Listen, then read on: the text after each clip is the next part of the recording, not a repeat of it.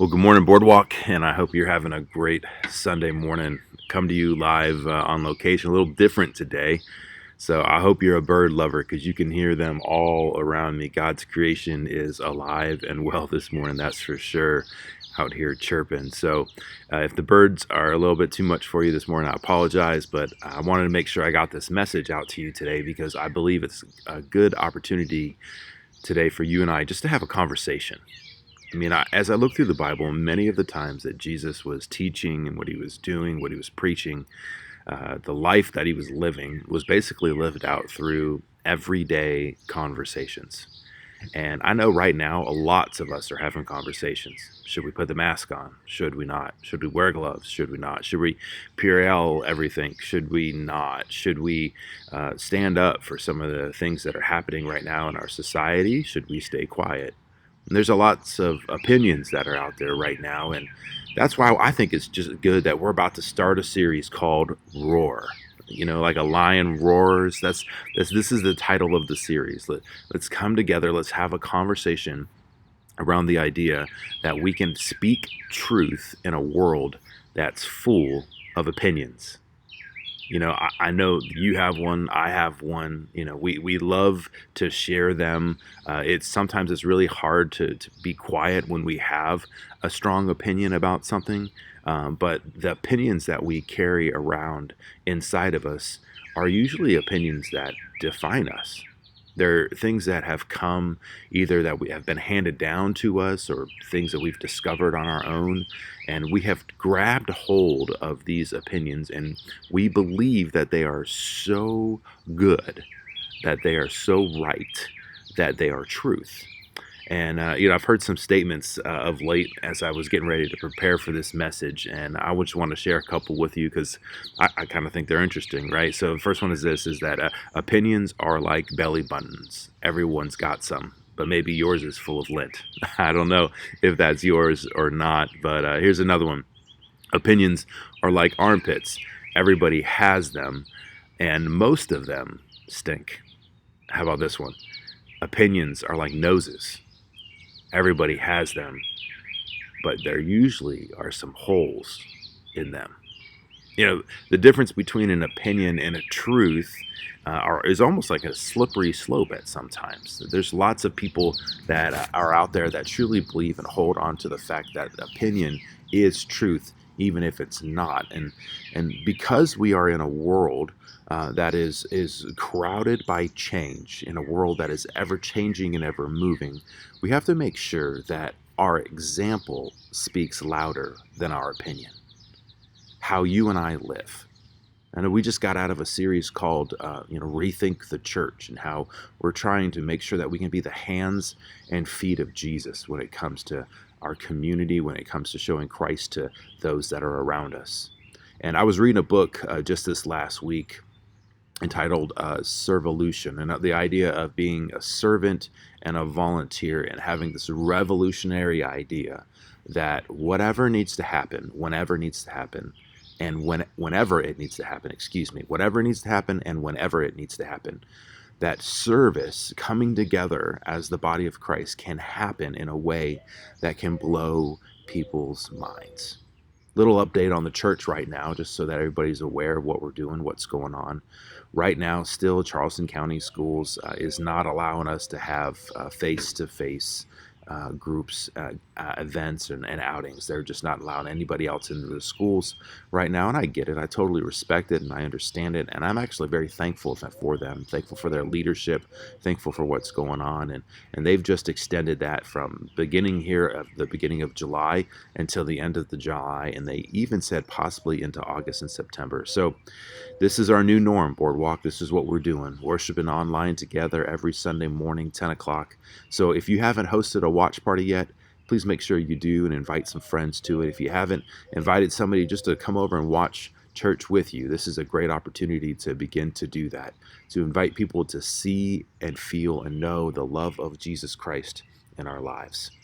As the sun's rising this morning, I'm noticing a different shadow on my face. So if I get a little bit brighter, it's not because the Holy Spirit's speaking too much. It's mainly because the sun's coming up. But we have to be careful. We have to be careful right now in this world that we're living in with our opinions, because opinion, and if we allow it to, will set itself inside of us as a truth and as a wisdom. Therefore, what we believe to be true isn't any more of a strong opinion than an opinion that's baked into the layers of time. And we serve this opinion out as truth and as wisdom, but lots of times what we believe is wisdom or is truth isn't more than a grain of salt that somebody came up with. Maybe you've heard these things before, but I really want us to just do a little test right now as a family. So you and I've got the answers. So I've already cheated. I've come up with it, but I want you to be honest right now. If you are going to say yes to one of these questions, I just want you to raise up your right hand. Some of you, just so you know, I know it looks like it's my left, but it's my right. So I want you to raise up your right hand. And if you believe that these statements are true, all right? First one. If you're stung by a jellyfish, you should pee on it. That's right. If you're stung by a jellyfish, you should pee on it. If you believe that that is a true statement, raise your right hand real quick. Okay. All right. Tell me, I'm really curious where this one came from, because that's a false statement. If you get stung by a jellyfish, you don't need to talk your friend, your wife, your husband, your child into peeing on you. What you really need to do is you need to take the tentacles of the jellyfish off of you, wherever it stung you, not using your hand, but using some other sort of equipment there so that you don't get your hands stung. You need to take a substance like vinegar, put vinegar on you, and then you need to take something hard, like a stick or like a scraping device, and scrape the tentacles off of you. That's how you get rid of a jellyfish sting. Not by having your best friend pull down his pants and pee on you. I mean, that just doesn't make any sense right there. All right, so I don't know if you got that one right or wrong, but just so you're aware, if you see somebody peeing on somebody on the beach, just turn your eyes. It's not a good thing. All right, how about this one? You should wait at least 15 to 30 minutes before swimming after you've eaten. You should wait anywhere between 15 to 30 minutes after you've eaten to go swimming. You ever heard that one? I've heard that one. I grew up and I actually heard my family, I've heard lifeguards, I've heard people tell me this over time. How about you? You believe that's a yes? Do you believe that's no? Do you believe that's a truth? Do you believe that's a false? Answer, it's false. It's false. Waiting 30 minutes, 15 minutes after you've eaten doesn't really do anything. It's not like the rest of the blood from your limbs or from your brain all suck into your tummy to make sure that you can digest the food better. It really doesn't do anything. Honestly, one of the biggest scientific things about it all is that you might get some cramps in your stomach if you're trying to work out too hard after you've eaten some food. All right, how about this? Bees are only attracted to the color yellow. What do you think? Bees are only attracted to the color yellow. Answer, false, right? The reason why it's false is because bees are somewhat colorblind. So any dark colors that are actually out there, like a really dark green or like a dark brown or even a black, of course, black's dark. Bees will stay away from those colors. But a light color, like a blue or a yellow or even a bright color like a pink, right? Bees are attracted to the lighter colors because that's when they see those light colors in those flowers. They want to come and they want to pollinate those flowers. The things that are darker, they stay away from, which makes sense, right? How about this one? Does coffee stunt your growth? Does coffee stunt your growth? Well, sometimes I wish it did, because being 6'9", it has its advantages and its disadvantages. Advantages, hey, listen, if you're in the grocery store, you need something off the top shelf and I'm walking by, I'll stop by, I'll help you. But coffee does not stunt your growth. In fact, it has a lot of health benefits connected to it. So cheers to you if you're this morning having a cup of coffee with us and enjoying just a conversation together. But here's one more. Here's one more. This is an interesting one for me. And I'm not trying to trick you, okay? But we've had false, false, false, false. So here's the last one that we're going to look at this morning. Ready? Humans only use 10% of their brains. Humans only use 10% of their brains. What do you think, Boardwalk? False. It's false. Your brain is constantly working. It's constantly active. The whole brain is constantly moving, doing, processing, helping your body stay alive, stay awake, process information, understanding. In fact, scientists have even seen that as you're sleeping at night, 100% of your brain can even be working while you're sleeping. So here's the deal, right? All of those things that we just talked about, maybe you believe them before, or at least once before in your life. I mean, I know I did. You know, I truly thought that growing up as a kid that coffee might stunt your growth, so I didn't drink it. I knew that, I didn't know that by not peeing on my friend who got stung with a jellyfish wasn't actually a good idea. I actually thought that was a reality. That was a good thing to do. That would help them. I didn't just think that I wouldn't just embarrass myself, but I really thought I'd be helpful. And so in the midst of this whole thing that we're going through in life right now, it's very important that we hold on to truth over opinion. So if we believe that our society has so many good truths that are out there, we also have to believe that there are a lot of falsehoods that are out there. And because of that, we need to make sure that we're not making ourselves out to be fools.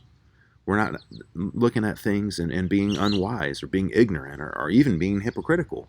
We need to make sure that what's going on in our lives is that we are trying to be a direct reflection of Jesus Christ in our world.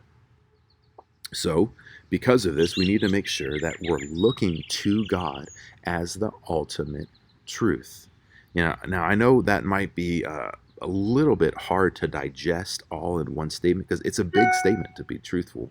That God carries all of the truth, and that it even says in John chapter 4 that God seeks after worshipers that worship him in spirit and in truth. And since he believes that, since he seeks after those types of people, we should try to be people that seek after God in spirit and truth. And truth is our life. Are we living a truthful life? Are we doing more than just telling the truth? Are we showing the truth? Are we bringing Jesus, the example of real truth, in our daily lives? And it's important that we look to God so that we know that he is providing all of the truth in our lives. So I want to talk to you about a conversation that Jesus had in John chapter 4. Jesus has this conversation with a woman at the well, and many of us know that this. We've read this, we've heard this, we've talked about this even in church before. I know I've even preached a sermon regarding this, but I feel like right now in our society, there's a lot of truth to be told. There's a lot of truth to be had. There's a lot of truth that we need to hold on to and pass back out. Not opinion, truth. So Jesus has this encounter with a woman as he's traveling out of Jerusalem into Galilee.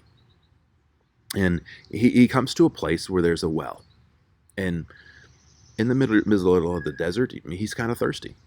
And so he decides that he's going to sit down and he's going to sit at the well, and his disciples are going to go into town to buy some food.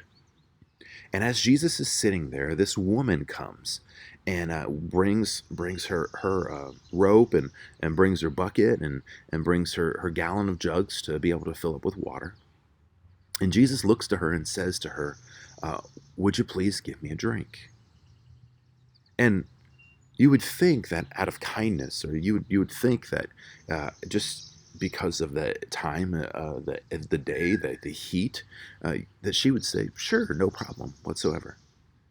But what actually starts happening is that Jesus and her get into this intellectual, spiritual, rule-following kind of conversation. They get into this conversation where she is going there to do something, get water, and he is there to interrupt her daily life. Now, see, I truly believe that when God interrupts our daily lives, we have to pay attention to that. Maybe you're getting ready to post something on Facebook about something that just showed up in the news, or something that's about to come out. And you feel this check in your spirit where God's telling you, no, don't do that. Hold on to that. You should listen to that.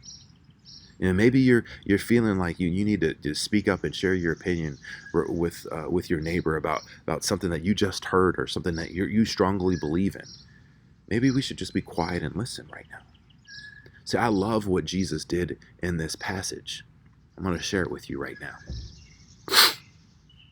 It says in John chapter 4, verse 4, that he had to go through Samaria on the way. Eventually, he came to the Samaritan village, Sychar, near the field of Jacob, that gave to his son Joseph. Jacob's well was there, and Jesus, tired from the long walk, sat weary beside the well about noontime. Soon a Samaritan woman came to draw water, and Jesus said to her, "Please give me a drink." He was alone at the time because the disciples had gone into the village to buy some food. The woman was surprised, for Jews refused to have anything to do with Samaritans. She said to Jesus, "You are a Jew, and I am a Samaritan. Why are you asking me for a drink?" She was speaking truth here. You're a Jew, I'm a Samaritan. We're not supposed to have conversations. That's one of the things I love about Jesus, is that he came to break down the barriers, the stereotypes of what it truly meant to love your neighbor. Men weren't supposed to be having conversations with women that were not their wives, especially in environments like this where it could be looked at very badly. The Jews were not supposed to have interactions with Samaritans because they had this deep hatred for one another. And Jesus, coming in love, not coming in hatred, not coming in tradition, but coming in love, was about to rock this lady's world with truth. See, she was concerned that he was going to take advantage of her, that he was going to ask her to do something that maybe was inappropriate or wrong or different. But Jesus truly just said, "Hey, listen, can I have a drink of water?" And I love Jesus's reply to this lady. He says this in verse 10, that if you only knew the gift God has for you and who you are speaking to, you would ask me, and I would give you the living water. I love that. Jesus is trying to break down the walls of opinion, break down the walls of tradition over H2O, a glass of water, something so simple, something so easy, something that you and I could just have. Don't get me wrong, this is coffee, this isn't water. I like Jesus and Java and Jesus, and I like my coffee. So I believe that it's an important thing to understand here, that Jesus isn't trying to do a miracle. He's not trying to perform something of healing. He's not trying to trick somebody. All he's trying to do is get some common ground with this lady so that the two of them can just have a conversation.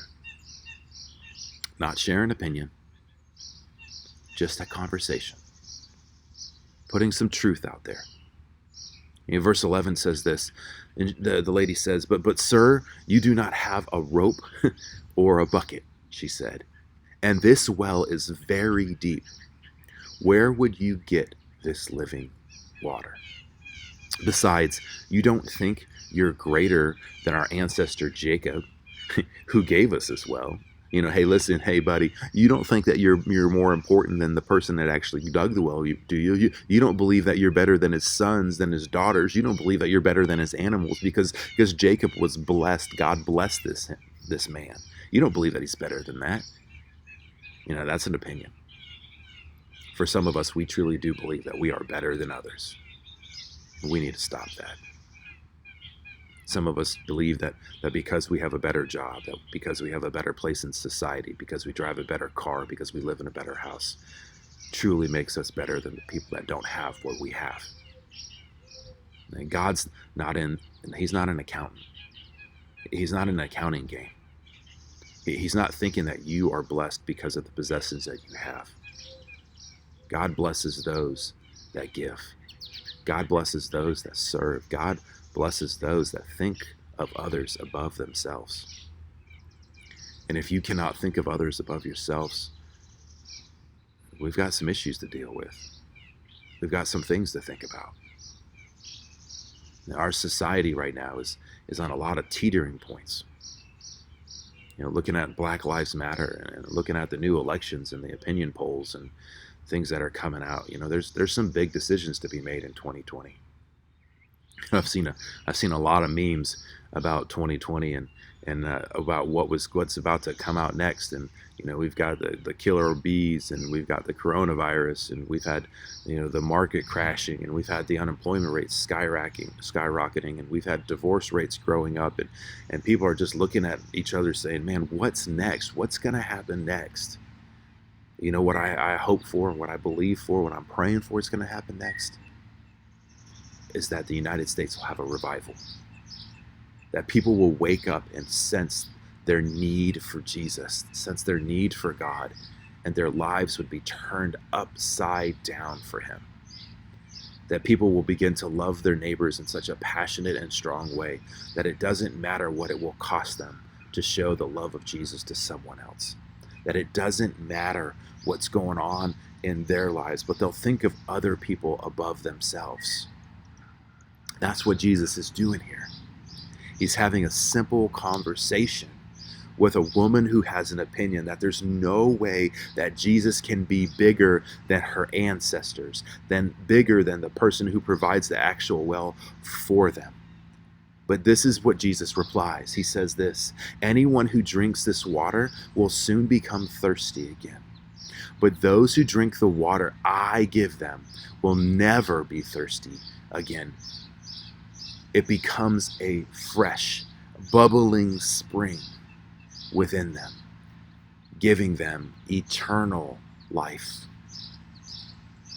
Please, sir, says the woman, give me this water.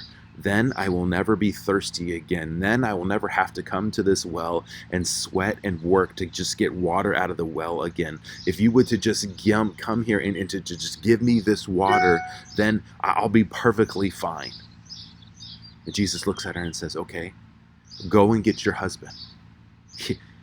Which really shocks her, because she looks at him and says, hey, I don't have a husband. And Jesus says this, a moment where opinion is trumped by truth. He says, you're right.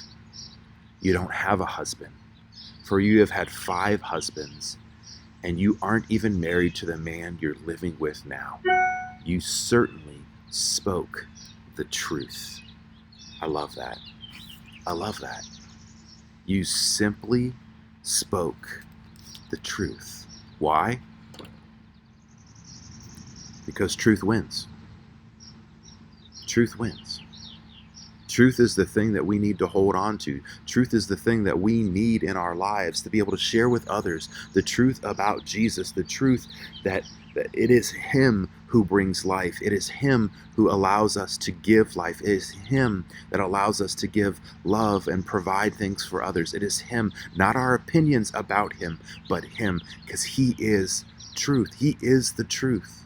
He is the way. He is the life. He is the one that allows us to do this life in a way that we can show the love of Jesus Christ to anyone else. I love that it says this in John chapter 17, verse 17. Sanctify them with truth. Your word is truth. The more of Jesus that we soak in, the more word that we bring into our hearts and our lives, the more that we're able to live a life out of grace and love and mercy and truth, the way that Jesus did. He wasn't there to tell the woman everything that she had done wrong. He was there to tell the woman that she was right. That it wasn't about worshiping a God in Jerusalem and in the temple or on the mountains where they were. It wasn't about worshiping God in the actions of life, but it was about worshiping God in spirit and in truth. Coming to Him because why? Because truth wins. Truth is the thing that we need to have revealed to us, and that we need to make sure that we reveal to others. In John chapter 8, verse 23, it says this, "And you will know the truth, for the truth will set you free." Family, I'm praying and I'm hoping with all that I am that the truth of who Jesus Christ is will be revealed to you today. And Jesus didn't come to make you have a checklist of all the things that you have to do in order to follow him. Jesus didn't say that you got to drink a special juice to follow him. He didn't say that you had to give up everything in your life right now. What he said is that you need to come and follow me, and that we'll deal with all of that stuff later. Jesus doesn't ask you to clean up your mess. He's the one that comes in and helps you make miracles out of the things that we've made mistakes. This woman made multiple mistakes over her life. And God knew that. Jesus knew that when he looked at her and said, "Go get your husband." And she said, "I'm sorry, I don't have one." And he said, "That's true. You're telling the truth. And the truth is the thing that's going to set you free." Family, if you're struggling with an addiction right now, confess that to God. Let him take you and set you free with it. Family, if you're being held back by depression, by anxiety, by worry, by fear, bring that to Jesus. Let him have that right now. Let him set you free. If you're being held back by uncertainty, by concern, by worry, I don't know what it is that's holding you back. But today is the day for freedom. Today is a day for truth. And Jesus is the truth. Jesus died on the cross for you and for me so that our sins can be forgiven, so that we could stand up in a world like today, in a world where we don't know what's going to happen tomorrow. We don't know if the sun's going to rise. We don't know if our jobs are going to be there. We don't know how our family's going to react. We really don't know what tomorrow's going to bring. And as scary as that truly is, God says this, that he's there for us, that he's supporting us, that he believes in us, that he's cheering us on, that he's fighting for us, that he's going before us. He is the one in the middle of the battle that is scrapping with the devil right now, that is pinning him down and saying, "No, you can't touch them." And because of that, family, it's time that we step into this battle, that we come forward with the belt of truth, the breastplate of righteousness, the armor that God has for us to go after great and mighty things in our world.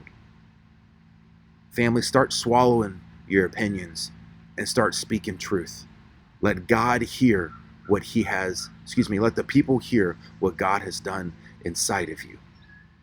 God bless you, Boardwalk. I'm excited about this next message because I believe it's time that we roar so that our truth can become louder than our opinions.